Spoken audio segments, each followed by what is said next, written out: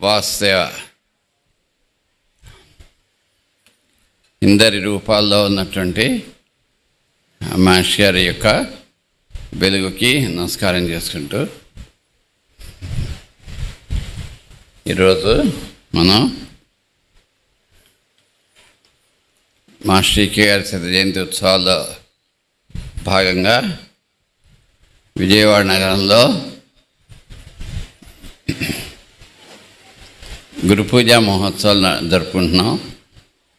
Evening సెషన్లోకి అడిగాం.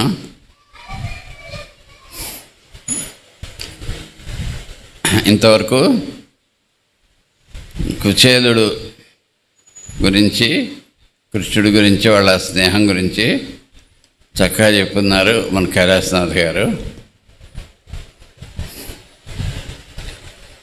అది చెప్తుంటే ఎందుకో నేను ఇంకా రెడీ అవుతూ ఉండగానే నాకు ఒక సంఘటన గుర్తొచ్చింది. అది ఈ లోపల ఇదని చెప్తుంటే ఆ సంఘటన కొంచెం బాగా మనం ముచ్చటించుకుంటే బాగుండనిపించింది. కృష్ణుడు కుచేలుడు ఎంతటి స్నేహితులో మన మాస్టర్ గారికి కూడా అటువంటి స్నేహితులు ఉండేవారు.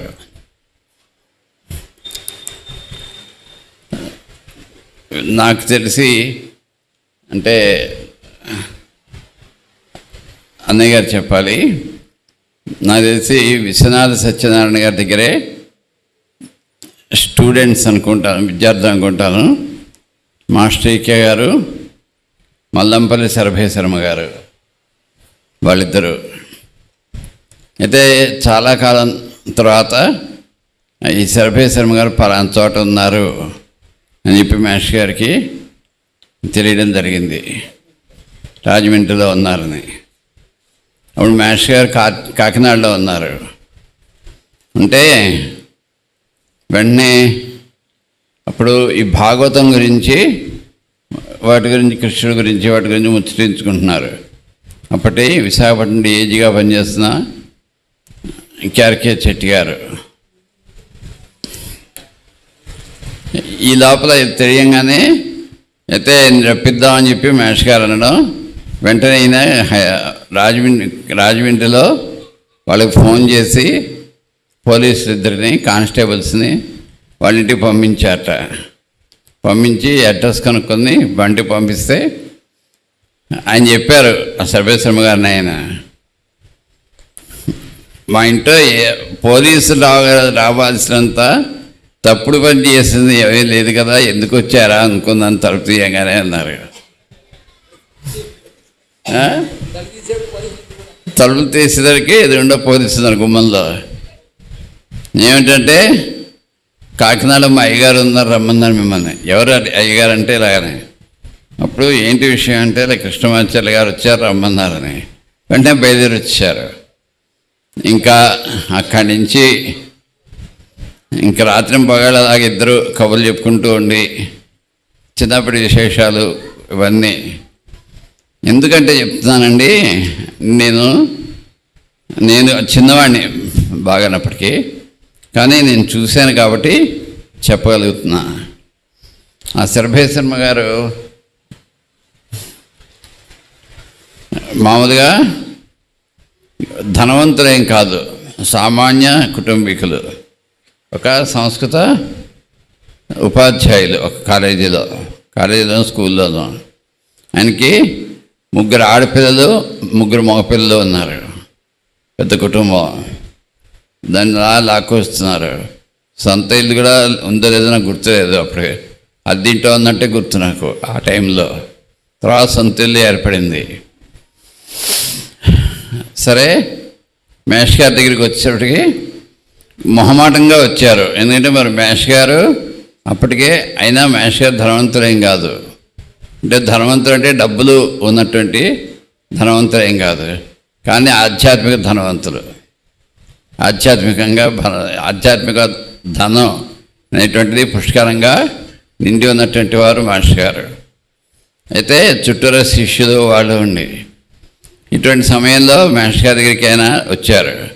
వచ్చినప్పుడు మేష్ గారు ఎంతో ఆదరంతో పలకరించి తీసుకొచ్చి పక్కన కూర్చోబెట్టుకుని మాట్లాడడం అది చేశారు. అక్కడి నుంచి ఏ గురు పూజల్లోనైనా ఎక్కడైనా కూడా ఆయనతో మాట్లాడడం, ఆయన చేత ఉపన్యాసం ఇప్పించడం, ఆయన పక్కన కూర్చోబెట్టుకోవడం అన్నీ చేస్తుంటే ఆయనేమో చాలా మొహమాటస్తులు ఆయన మల్లంపల్లి సర్వేశ్వరమ్మ గారు. అయితే ఎన్నో విషయాలు వాళ్ళు రాత్రింబాళ్ళు చర్చించుకోవడం. వాళ్ళ గురువుగారు సత్యనారాయణ గారు. మరో విషయం ఏంటంటే మహేష్ గారు రాసినటువంటి ఏ గ్రంథాలకి ఆయన ఎవరి చేత ముందు పరిచయం అదే ప్రశంసలు అని రాయించలే. ఒక్క శరభై శర్మ గారి చేత మాత్రం పురుషమేధానికి పీఠికి ఆయన చేత రాయించారు. పురుషమేధానికి చాలా అత్యద్భుతమైన పీఠిక రాశారు ఆయన. అసలు ఆ పీఠికే మనం 10 సార్లు చదువుకోవాలి. అంటే అర్థం అవ్వదని కాదు, అంత ముచ్చటేస్తుంది మనకి చదివితే ఆ గ్రంథం గురించి. పురుషమేధం దర్శనం అది పీఠిక చదివి అప్పుడప్పుడు పురుషమేధంలోకి వెళ్తే మనకి చాలా చక్కగా దర్శనం ఇస్తుంది. కరెక్ట్. అది అటువంటి సంఘటన నాకు గుర్తుకొచ్చింది ఈ కుచేరుడు కృష్ణుడి గురించి చెప్తుంటే. ఆ తర్వాత చాలాసార్లు మహేష్ గారు వాళ్ళ ఇంటికి వెళ్ళడం, మేమందరం కూడా వెళ్ళాం వాళ్ళ ఇంటికి. వాళ్ళు మమ్మల్ని అంతా వాళ్ళ పిల్లలు, మేము అన్న చెల్లి అలాగనే మేము కలిసి ఉండటం, వాళ్ళ అన్నయ్య అనడం మమ్మల్ని అలాగా ఉంటుందన్నమాట. అంటే ఒకే కుటుంబంగా పెరగడం జరిగింది. ఎంతటి వాత్సల్యం మహేష్ గారికి, మోతుగూడెంలో క్లాసులు కండక్ట్ చేసినప్పుడు ఆ క్లాసెస్కి అప్లికేషన్ ఇచ్చిన వాళ్ళు చాలామందిని యాక్సెప్ట్ చేశారు, కొంతమంది తిరస్కరించారు, మీరు రావద్దని చెప్పారు. అయితే ఈ సర్వేశ్వరమ్మ గారు అమ్మాయిల్ని ముగ్గురిని మీరు ముగ్గురు రండి అని చెప్పి ఆ ఫీజు కట్టడానికి ఆయన దగ్గర ముగ్గురికి ఫీజు కట్టడానికి డబ్బులు లేకపోతే మహేష్ గారు ఫీజు కట్టి తెప్పించారు. ఇవన్నీ కూడా జరిగాయి. ఇలాగా ఎన్ని కుటుంబాలతోనూ మహేష్ గారు అంటే ఆయనకి అమితమైనటువంటి ప్రేమ వాత్సల్యం. ఎటువంటి ప్రేమ అంటే నారద భక్తి సూత్రాల్లో నారదులో చెప్పినట్టు సాత్వస్మిన్ పరమ ప్రేమ రూప. అటువంటి పరమ ప్రేమ కలిగినటువంటి మహానుభావులు మన మాస్టర్ గారు. ఆయన జీవిత ప్రణాళికలో భాగంగా ఆయన మానవ సేవలో ఎప్పుడు నిష్ణాతులై ఉండేవారు, నిమగ్నమై ఉండేవారు మానవ సేవలో. ఎటువంటి సేవ అంటే ఏ సేవ అయినా, అయితే ముఖ్యంగా వైద్య సేవ.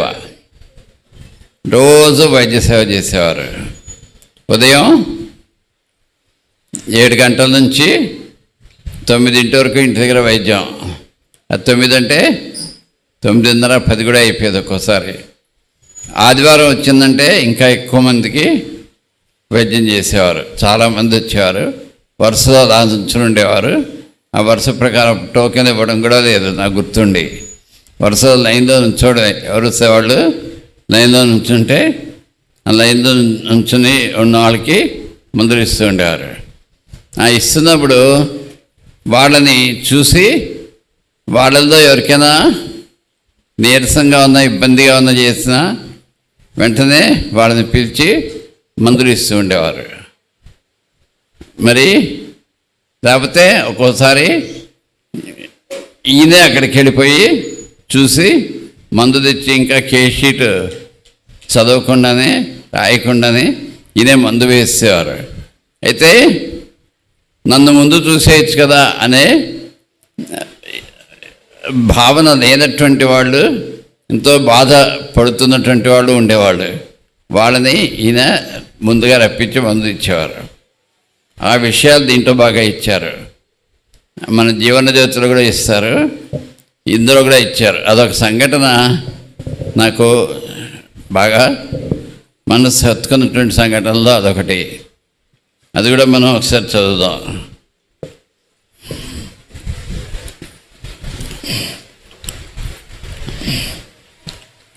ఒకప్పుడు మాస్టర్ గారు వైద్య సేవలో ఉండగా ఇంటి ముందు ఒక కారు వచ్చి ఆగింది.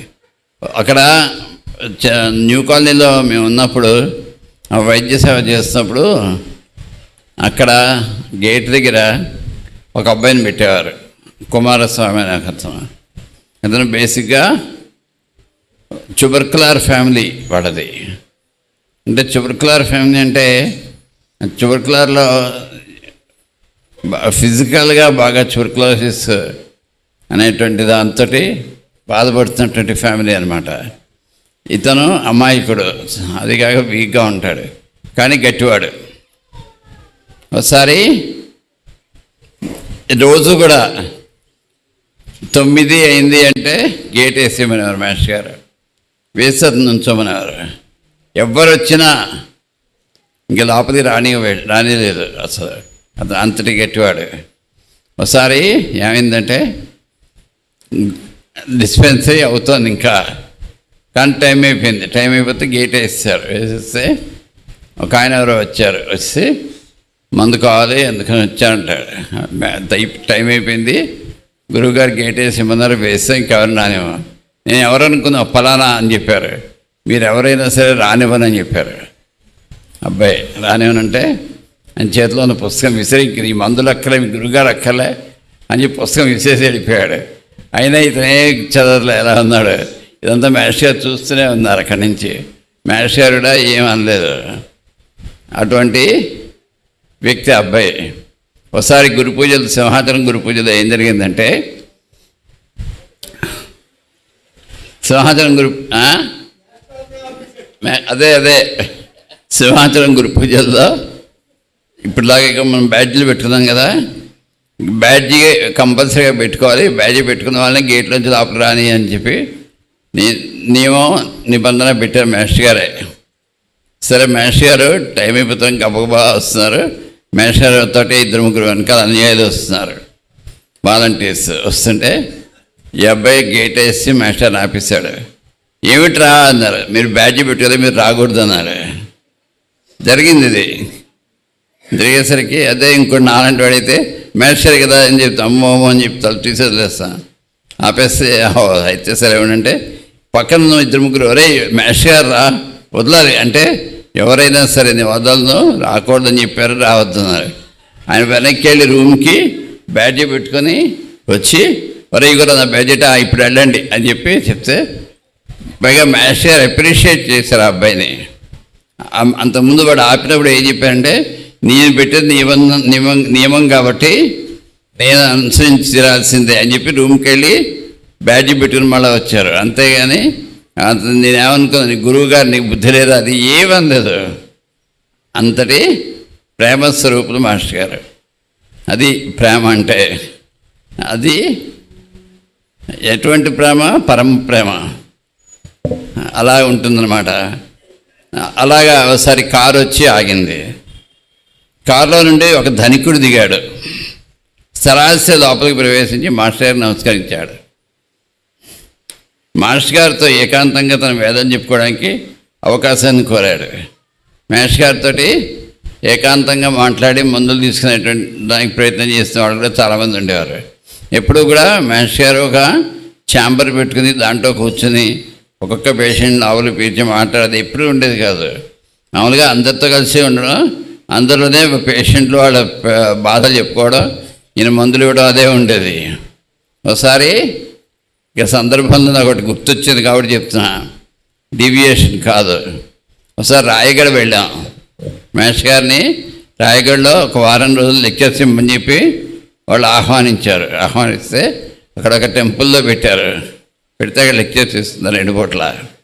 అక్కడ స్వామీజీ ఉన్నారు, కాషాయం బట్టలు కట్టుకుని ఉన్నారు. సరే ఆయనకి ఏదో పైల్స్ కంప్లైంట్, ఇంకేవో కంప్లైంట్స్ ఉన్నాయి.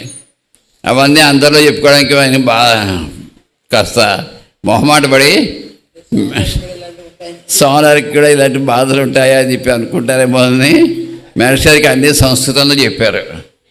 అయితే మాస్టర్ గారు కొంటె పనులు చేస్తుండే. మాస్టర్ గారు, ఎత్తిన వారు, తాతగారు, ఇలాంటి వాళ్ళందరూ, బాబా గారు, వీళ్ళందరూ కొంటె పనులు బాగా చేస్తారు. ఆయన మొత్తం అన్నీ చెప్పనిచ్చి అన్నీ వినేసి ఈ అబ్బాయి మా అబ్బాయి అనంతకృష్ణ ఎంఏ సాంస్క్రిట్ అని చెప్పారు.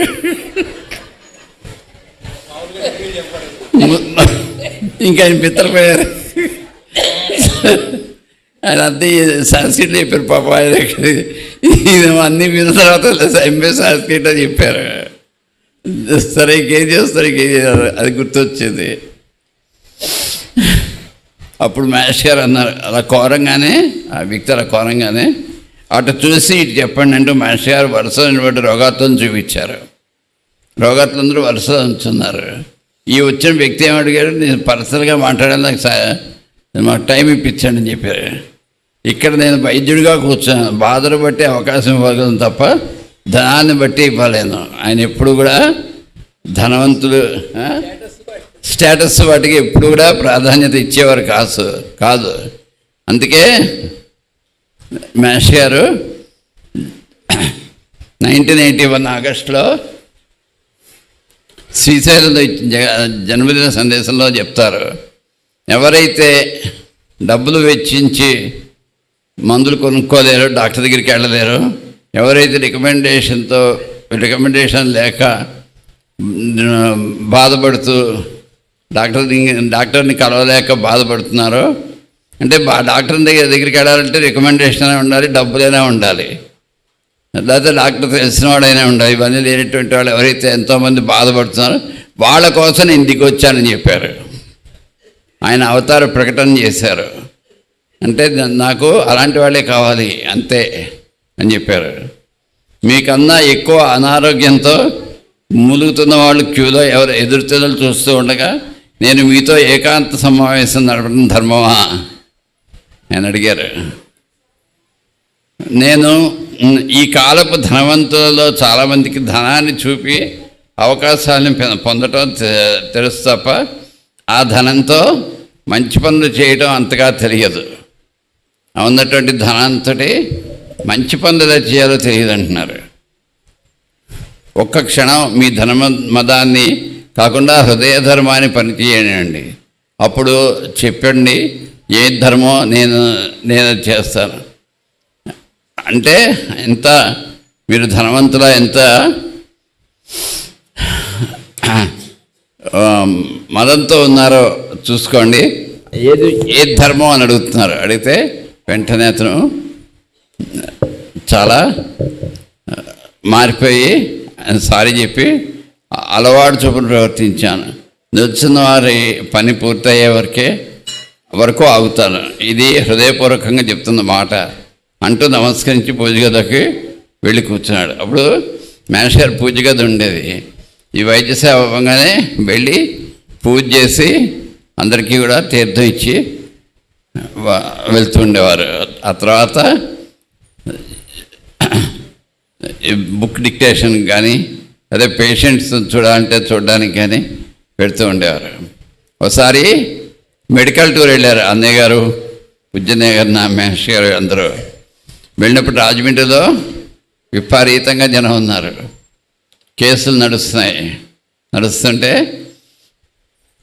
కేసులు పిలిచేవాళ్ళు కొంతమంది, నెంబర్లు పిలిచేవాళ్ళు, కేసులు రాసేవాళ్ళు కొంతమంది, మందులు కట్టేవాళ్ళు కొంతమంది, కేస్ షీట్స్ తీసి అందించేవాళ్ళు కొంతమంది, మందులు రాసిన తర్వాత తెచ్చి ఇచ్చేవాళ్ళు కొంతమంది. ఇలాగా ఎవరి పనుల్లో వాళ్ళు నిమగ్నం అయినారు. మహేష్ గారు, అన్నయ్య గారు వీళ్ళందరూ మందులు ఇస్తుంటే సడన్గా ఉండి కాసేపు అయ్యేసరికి ఒక బంట్రోత్ తప్పుకోండి అయ్యగారు వచ్చారు తప్పుకోండి అని చెప్పి వస్తున్నాడు లోపలికి. గవర్నమెంట్ ఆఫీసర్ వస్తే తప్పుకోండి అని అంటే వాలంటీర్స్ చెప్పారు, ఏంటి మందుకా ఏంటి దేనికి, మందుకైతే నెంబర్ తీసుకోవాలి ఇలా వెయిట్ చేయాలంటే, లేదు సార్ కోసం వచ్చారు తప్పుకోండి అంటే వెనకాల వాళ్ళ సార్ వస్తున్నారనమాట, వాళ్ళ ఆఫీసర్ గారు వస్తుంటే మహేష్ గారు చాలా సీరియస్గా మందులు ఇస్తున్నారు. మహేష్ గారి దగ్గరికి వచ్చి ఎస్సీ గారు వచ్చారు అని చెప్పారట. వెంటనే మహేష్ గారు తలెత్తి ఎవరికి ఎస్సీ అని అడిగారు. బిత్రవేడైనా అప్పుడు ఎస్సీ నీకా నాకా అని అడిగారు. అంతే, అంతేగాని ఎస్సీ ఈయన కాదు కదా, ఈయన ఏదో సామాన్య మానవుడు అలాగే కనిపిస్తూ ఆయన సామాన్యంగా డాక్టర్లాగా మందులు ఇస్తున్నారు. ఎస్సీ నీకా నాకా అని అడిగారు. అడిగితే ఇదోపరండి ఆయన వచ్చారు. ఏంటంటే నీ ఎస్సీ పరంతోటండి, ఎవరికి నాకు కాదు కదా, మీరు మందు కోసం వచ్చారు. మందు కోసం వస్తే మా వాలంటీర్స్ చెప్పినట్టు మీరు నెంబర్లు తీసుకొని కేషీట్ రాయించుకొని తీసుకోవాలి, అంతేగాని ఇలా చేయకూడదు అని చెప్పి దాదాపు పావుగంట అరగంట అలా నుంచోబెట్టి అందరి మధ్యలో నిలదీసి కేకలేసారట. చేస్తే ఆయన కింద సబార్డినేట్స్గా పనిచేస్తున్నవాడు ఎంతోమంది అక్కడ వాలంటీర్స్గా ఉన్నారు. ఇందరి మధ్యలోనూ ఆయన ఏనాడు కూడా వాళ్ళ పై ఆఫీసర్లకి నమస్కారం చేసింది లేదు, ఆయన కింద వాళ్ళకి సహాయం చేసింది లేదు. డబ్బు సహాయం కాదు, కనీసం సంతకం కానీ మాటల సహాయం కానీ ఏ రోజు కూడా. అంత పొగరుగా ఉన్నటువంటి ఆఫీసరు అని ఆయన. అప్పుడు ఫర్ ది ఫస్ట్ టైం ఈయన ఇలా చేస్తే కాళ్ళ మీద పడి క్షమించండి అని చెప్పి దండం పెట్టి వెయిట్ చేసి మందు తీసుకుని వెళ్ళాడు. అక్కడి నుంచి ఆయనలో మార్పు వచ్చేసి ఆఫీస్లో కూడా ఎవరికి ఏ సహాయం కావాలంటే వాళ్ళకి సహాయం చేయడం, ఆర్థికంగా కానీ ఏ రకంగా కానీ సహాయం చేయడం, ప్రతి వారం డిస్పెన్సరీకి వచ్చి సర్వీస్ చేయడం, ఇవన్నీ చేయడం, అంతలాగా మార్పు వచ్చిన. అంటే ఇన్ని జన్మల్లో పోవాల్సింది ఈరోజు ఒక్కరోజు కేకలేయడంలో ఆయనకి ప్రక్షాళన చేసి ఇది చేసినటువంటి మహానుభావులు. అది మాస్టర్ అంటే.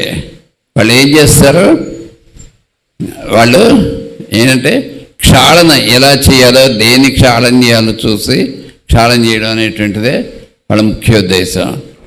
మరి ఎంతోమందిని చూసాను, చెప్పాక ఒకసారి ఇంతకుముందు ముచ్చటించుకున్నాం, గుర్తుండే ఉంటుంది. ఒకసారి మేము న్యూ కాలనీలో ఉన్నప్పుడు ఒక వ్యక్తిని సాధకుడే అతను ఉంటే అతను ఏదో చిన్న పొరపాటు పని చేశాడు. చేస్తే డిస్పెన్సరీలో ఉండగానే పిలిచి, నువ్వు చాలా ఇలా పొరపాటు చేసావు, ఇంత చెప్పినా వినట్లేదు, నువ్వు మారట్లేదు, నువ్వు బయలుదేరి ఇంటికి వెళ్ళిపో, ఇంకా నువ్వు నా దగ్గర ఉండక్కర్లేదు, బట్టలు సర్దుకుని మీ ఊరు వెళ్ళిపో అని చెప్పారు. సరే అయిపోయింది, అతను వెళ్ళిపోయాడు. ఈయన డిస్పెన్సరీ చూసుకుని లోపలికి వెళ్ళి టిఫిన్ అది తినేసి మనం బయటకు వస్తున్నారు. బయటికి వెళ్ళడానికి అతను వచ్చాడు. ఏంట్రా ఇలా పెట్టుపుచ్చుకొని వచ్చాడు. ఏంట్రా ఇలా వచ్చామంటే మీరు వెళ్ళిపోమన్నారు కదా, ఎందుకు వెళ్ళిపోవడానికి వచ్చాను అన్నాడు. ఏమైందన్నారు. ఏమో మరి మీరు వెళ్ళిపోమన్నారు, నన్ను ఇంక పనికిరాడన్నారు కదా, మా ఊరు వెళ్ళిపోమన్నారు, వెళ్ళిపోవడానికి వచ్చానన్నాడు. అప్పుడు అంటే వెళ్ళిపోతావా అన్నాడు. మీరు చెప్పారుగా వెళ్ళిపోవడమే అన్నాడు. అప్పుడు బుర్ర మీద ఒకటి వేసి, అదా మీరు బాగుపడితే నాకు సంతోషం, నాకు అందుకని చెప్పాను, అక్కడ వెళ్ళక్కర్లేదు, సరిగ్గా ఉండు చాలు అని చెప్పి వాళ్ళ మందలించి పంపించారు వెనక్కి. అంటే చెప్పేటప్పుడు అంత గంభీరంగా చెప్తారు, మళ్ళా ప్రేమగా వాళ్ళని సాకుతారు. అది మాస్టర్స్ అంటే చాలా గొప్ప విషయం. అలాగే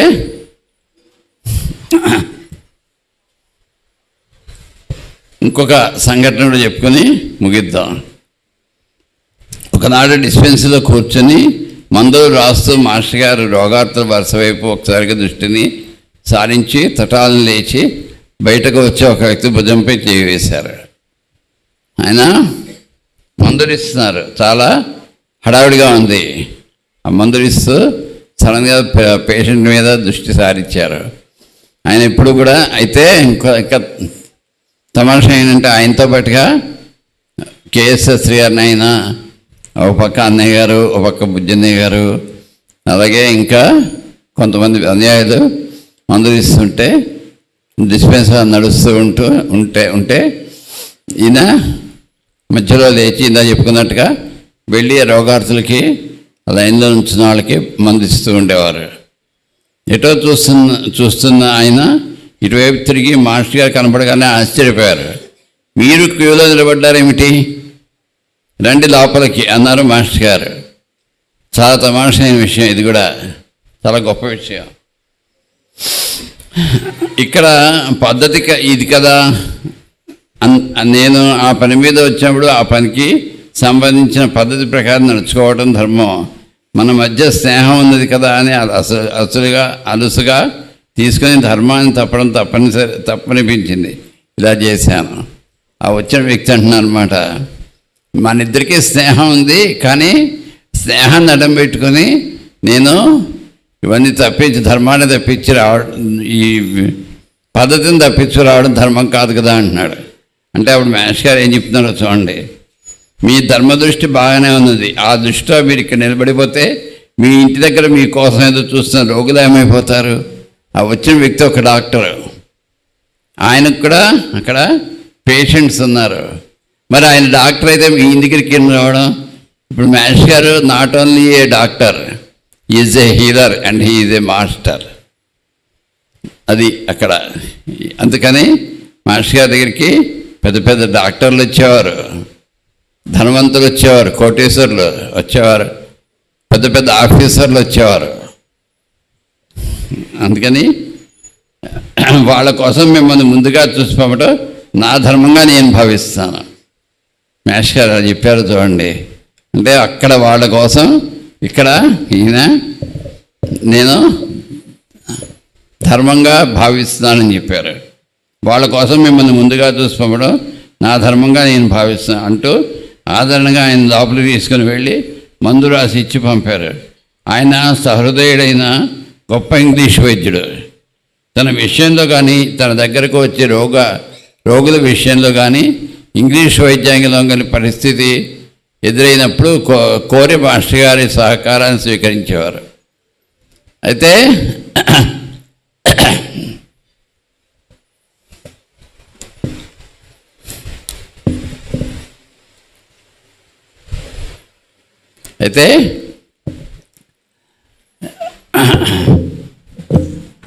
మహర్షి గారు ఎప్పుడు కూడా నేను ఇంతటి వాడిని అనేటువంటి భావం ఆయనలో కలిగేది కాదు. మహర్షి గారిలో ఇప్పుడు కూడా అంతే.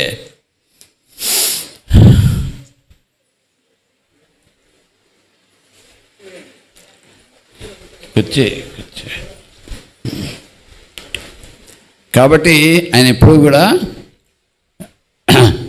ఎవరు వచ్చినా కూడా ఆయన ఎంతో ఆదరంతో ప్రేమతో వచ్చేసేవారు. కానీ ఏదైనా తేడా వస్తే మటుకు ఊరుకునేవారు కాదు. అది ఆయనలో ఉన్నటువంటి గొప్ప విషయం. అయితే ఆయన ఇంకా ఏం చేసేవారంటే ఒక్కోసారి చెస్ట్ పక్కన పట్టుకుని వస్తే ఇంకా అంటే రాను పేషెంట్స్ పెరిగిపోతే వచ్చినప్పుడు చెస్ట్ పట్టుకొని నోట్లో మందు వేసినటువంటి రోజులు కూడా ఉన్నాయి. అటువంటి రోజులు కూడా ఉన్నాయి. అలాగే రాత్రిపూట ఇంటికి వెళ్ళి తలుపు తట్టి వాళ్ళని మేలుకొలిపి వాళ్ళకి మందు వేసినటువంటి రోజులు కూడా ఉన్నాయి. అటువంటిది ఆయన యొక్క నడవడిక. అది మాస్టర్ అంటే. అటువంటి మాస్టర్ గారు నిరంతరం ఏదో ఒక యాక్టివిటీలో ఉండేవారు. ఆయన ఎప్పుడు పడుకుంటారు అంటే, నేనైతే ఖచ్చితంగా రాత్రి 10 గంటల పడుకుంటా, ఖచ్చితంగా, లేదా 11ంటికి. మరి ఆయన ఎప్పుడు పడుకుంటారు? రాత్రి 12 గంటలకి చూడండి, ఇంకా డిక్టేట్ చేస్తుండేవారు. 1 గంటకి చూడండి, ఇంకా డిక్టేట్ చేస్తుండారు. 4 గంటలకి చూస్తే ఇంకా డిక్టేట్ చేస్తున్నారు. 4:30కి అయినా దంతధావనం చేసుకొని రెడీ అయిపోయి ప్రేయర్కి కూర్చునేవారు 6 గంటలకి. ఎప్పుడు పడుకునేవారో తెలిసేది కాదు. పైగా రాత్రి అంతా డిక్టేట్ చేస్తే రాత్రి 9:30కో 10ంటికో డిక్టేషన్ మొదలెట్టేవారు. మొదలు పెడితే ఈ డిక్టేట్ చేస్తున్నటువంటి వాళ్ళు ఆయన ఒక్కరే. రాసేవాళ్ళు 2-3 ఉండేవారు. ఒకళ్ళ తర్వాత ఒకళ్ళు మారుతూ ఉండేవారు. ఈ 2 అవర్స్ నువ్వు రాయి, ఈ 2 అవర్స్ నువ్వు రాయి, ఈ 2 అవర్స్ నువ్వు రాయి అని చెప్పి మార్పు చేస్తూ ఉండేవారు. అలాగా రాసేటువంటి వాళ్ళు మారేవారు, డిక్టేట్ చేసేది ఒక్కరే. అయితే ఈయనకి సిగరెట్ అలవాటు ఉండేది. సిగరెట్ అలవాటు ఉంటే రాత్రి కనీసం ఒక పెట్టె సిగరెట్ కంప్లీట్ అయిపోయేది. అలాగే ఒక్కపొడి వేసుకునేవారు, కాఫీ తాగుతూ ఉండేవారు. ఒకసారి పాకలపాటు గురువుగారు వచ్చినప్పుడు ఆయన ఈ సిగరెట్ పెట్టెలు ఉన్నటువంటి ప్యాకెట్ ఒకటి తెచ్చి మేష్ గారికి ఇచ్చారు. ఇస్తే అమ్మగారు అడిగారు, అదేంటి గురువుగారు సిగరెట్ మానేయమని చెప్పాల్సింది మీరే తెచ్చిస్తా అంటే, సిగరెట్ కాలిస్తే వచ్చే ఆనందం మీకు ఎలా తెలుస్తున్నావు, మీరు కాలి చూస్తే బాగుంటుందని జోక్ చేశారు ఆయన. ఎందుకంటే ఆయన కూడా విపరీతంగా సిగరెట్ కాల్చేవారు. ఒకసారి ఆయన ఎంత కాల్చేవారు అంటేట నేను బాగా చెందామన్న టైంకి ఆయన ఎంతలా కాల్చేవారంటేట పగలబడి గురుగారు. ఒకసారి ఒక భక్తుడు సిగరెట్ ముక్కలు పడి ఉన్నటువంటి మార్గాన్ని వెతుక్కుంటూ ఆయన ఆశ్రమానికి వెళ్ళాట. ఇది కూడా జరిగింది దీంట్లో. ఆయన ఒక సిగరెట్ కాలుస్తూ అది అయిపోతూ ఉండగా ఇంకో సిగరెట్ దానికే వెలిగించి పడేసి కాల్చుకుంటూ అలా వెళ్ళేవారట. అంతలా సిగరెట్ కాల్చేవారు. మళ్ళీ భరద్వాజ మావయ్య గారు కూడా అలాగే కాల్చేవారు. అయితే మామూలుగా ఉన్నటువంటి వాళ్ళు సిగరెట్ కాల్చడానికి వాళ్ళు సిగరెట్ కాల్చడానికి తేడా ఉంటుంది. ఫారెన్లో ఉండగా ఒక భార్యాభర్త ఉన్నారు. భార్య బాగా లంగ్స్ ప్రాబ్లంతో బాధపడుతుంటే మేనేజ్ గారు చెప్పారు, సిగరెట్ మానేయాలి, ఇద్దరు మానేయండి, ఇద్దరు మానేస్తే బాగుంటుందంటే వాళ్ళందరూ మీరు మానేస్తే మేము మానేస్తామని. వాళ్ళతో ఎప్పుడు గురువులతో ఎప్పుడు పెట్టుకోకూడదు. మనం నాలాంటి వాడితో పెట్టుకుంటే పర్వాలేదు కానీ గురువులతో ఎప్పుడు పెట్టుకోకూడదు. మీరు మానేస్తే మానేస్తాను అన్నట్టు. మేనేజ్ గారు సరే అన్నారు. గబగబా కాల్చేసి పడేసి ఇదే లాస్ట్ సిగరెట్ అన్నారు. ఆ రోజు నుంచి ఆయన శరీరం విడిచిపెట్టే వరకు సిగరెట్ కాల్చలేదు మరి. కానీ ఈ భార్యాభర్తలు మానేశారు, తర్వాత మొదలెట్టేశారు, చాలాసార్లు మానేశారు. ఈ భార్యాభర్తలే కాదు, ఇక్కడికి వచ్చాక ఇండియాలో కూడా చాలామంది ఎన్నోసార్లు మానేశారు. మేము మానేస్తాను హుషారు వచ్చి ఎన్నోసార్లు మానేసినటువంటి మహానుభావులు ఉన్నారు. అందుకని సిగరెట్ కాల్చడం అదొక ఇది. అలాగే కాఫీ ప్రియులు అనమాట. అందుకనే మహేష్ గారు లెక్చర్లో కాఫీ గురించి కూడా బాగా చెప్తూ ఉంటారు. ఆయన మూతుడి క్లాసులో కానీ లేకపోతే జన్మదిన సందేశంలో కానీ వాటిలో కూడా యోగా ప్రసంగాల్లో కూడా వస్తుంది. కాఫీ ఎంతటి గొప్పగా ఉంటుందో చెప్తూ ఉంటారు అన్నమాట. అటువంటి అనేకమైనటువంటి విశేషాలు మన మాస్టర్ గారి యొక్క జీవితంలో మనం చూడవచ్చు.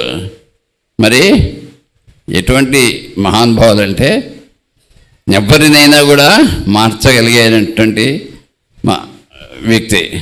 అటువంటి వ్యక్తికి మరొక స్నేహితులు ఎవరంటే మన లక్ష్మణీతుల వారు. ఆయనేమో ఈయన చూడంగానే ఏం కృష్ణ అని చెప్పి దండం పెట్టి చేతులు పట్టుకునేవారు. ఈయనేమో ఏం స్వామి అని దండం పెట్టి ఆయన చేతులు పట్టుకుని ఇద్దరు కూడా ఆలింగనం చేసుకునేవారు. ఈయన ఏదన్నా ఆయన ఇంకా లక్ష్మణీతుల వారు అవ్వకముందు లక్ష్మణదాస్ గారుగా ఉన్నప్పుడు ఆయన ఏదైనా రాసినా ఏదైనా ఆయనకి భావన వచ్చిన వెంటనే మా కృష్ణకి తెలియజేయాలి అని చెప్పి విజయవాడ, గుంటూరు ఎక్కడుంటే అక్కడికి వెళ్ళిపోయేవారట. అలాగే ఈ మాస్టర్ గారు ఏదైనా రాస్తే మా కేంద్రు అంటే లక్ష్మణ దేశికేంద్రుడు ఆయన పేరు, ఆయనకి తెలియజేయాలి అని చెప్పి ఆయన ఎక్కడుంటే అక్కడికి వెళ్ళిపోయి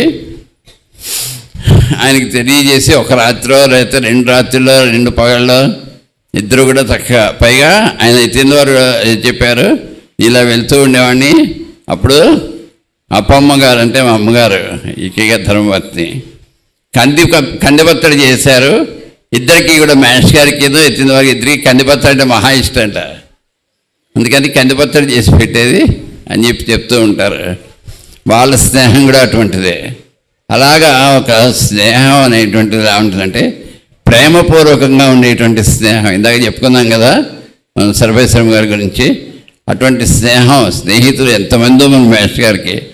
శేషగిరిరావు గారిని న్యూఢిల్లీలో ఉండేవారు. ఆయన వస్తే రారా శేషగిరిరావు అంటే ఎరా కృష్ణమాచార్యులు. మేస్టర్ గారిని ఎరా అన్న వాళ్ళలో అతి కొద్ది మందిలో ఆయన ఒకరు. అయితే మనకి ఎంతసేపు ఏమండి గురువుగారు మహానుభావులు మేస్టర్ గారు అనేటువంటి దీంట్లో కన్నా ఏరా అని మాట్లాడుకున్న దాంట్లో ఎంత ఆనందం ఉంటుందో అది వాళ్ళ కళలో చూసేవాడు. అటువంటి స్నేహం, ప్రేమ అన్నీ కలబోసుకుని వ్యక్తమైనటువంటి స్వరూపాల్లో మహేష్ గారు ఒకటి. అటువంటి మహేష్ గారు మనందరినీ కూడా ఆయుర ఆరోగ్య ఐశ్వర్యాలతో ఉండేట్టుగా ఆశీర్వదించుగాక అని చెప్పి తెలియజేస్తూ సెలవు తీసుకుంటున్నా. వాసుదేవ వాసుదేవ వాసుదేవ